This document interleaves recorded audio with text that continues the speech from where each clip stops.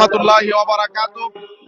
আমি অধ্যক্ষ দেলোয়ার হোসেন আজিজি, সদস্য সচিব এমপিওভুক্ত শিক্ষা জাতীয়করণ প্রত্যাশী জোট এবং সভাপতি বাংলাদেশ মাদ্রাসা শিক্ষক কর্মচারী ফোরাম কেন্দ্রীয় কমিটি।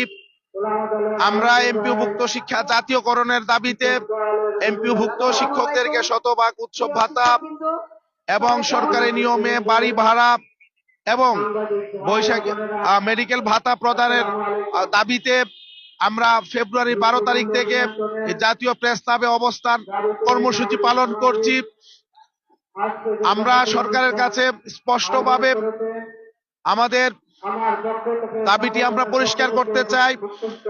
সরকার আমাদেরকে যে উৎসব ভাতাটি দেয় 25%, এই উৎসব ভাতাটি আমাদের এন্ট্রি লেভেলের একজন শিক্ষক তার স্কেল অনুপাতে পায় মাত্র 3125 টাকা।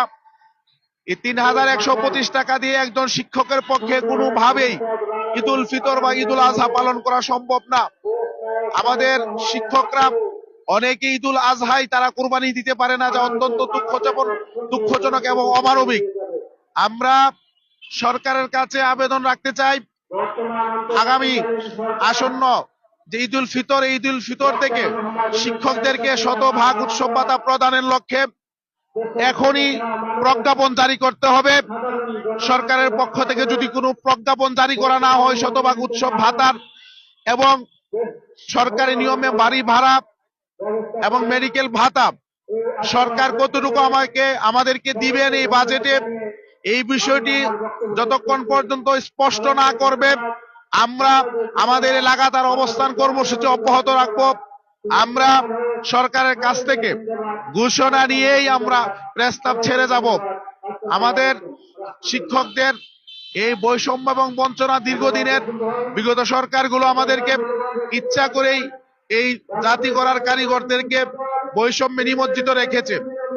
এই জন্য আমরা বৈষম্য দূরীকরণের স্লোগান নিয়ে ক্ষমতায় আসা সরকারের কাছে আমাদের আহ্বান, আমাদের এই যৌক্তিক দাবিগুলো মেনে নিয়ে আমাদেরকে শ্রেণীকক্ষে ফিরে যাওয়ার ব্যবস্থা করে দিন। জাতির উদ্দেশ্যে আমরা বলতে চাই, সরকার শিক্ষা প্রতিষ্ঠানগুলো যদি জাতীয়করণ হয় আপনাদের সন্তানরা 10 টাকা 15 টাকা বেতনে পড়াশোনা করতে পারবে, অথচ আপনাদের সন্তানদেরকে এখন 200, 300, 500 টাকা 1000 টাকা পর্যন্ত বেতন দিতে হয়। সুতরাং এই দাবিটি শুধু আমাদের নয়, এই দাবিটি সারা বাংলাদেশের যত শিক্ষার্থী রয়েছে প্রত্যেকের হওয়া উচিত এবং শিক্ষার্থীদের যারা অভিভাবক রয়েছে তাদের করা উচিত। কারণ জাতীয়করণ হলে অভিভাবকরা তাদের সন্তানদেরকে অল্প খরচে